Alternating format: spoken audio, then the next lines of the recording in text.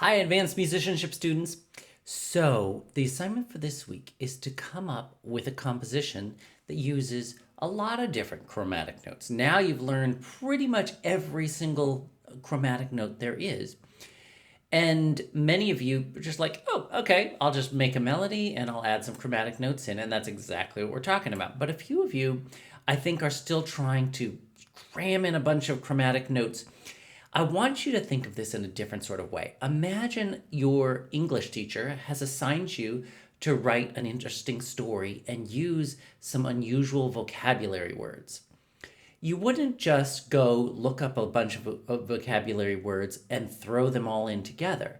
Like, I just looked up a list of unusual adjectives, and I can't really write a story just going meretricious and quiescent and rebarbative and recalcitrant.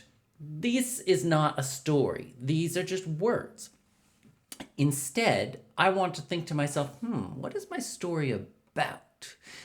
Am I writing an exciting mystery? Is it a calming, peaceful moment?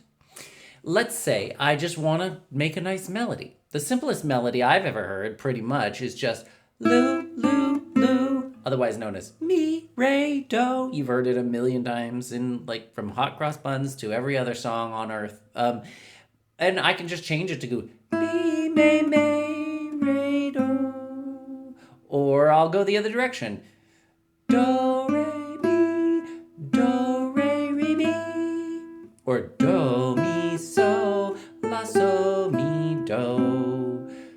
Do, Re, Mi, Fi, So, La, So, Fa, Mi, Re, Do. I'm just spitballing here. My point is, start with an idea, form a nice melody without chromatic notes, and then spice it up with a few extra weird notes.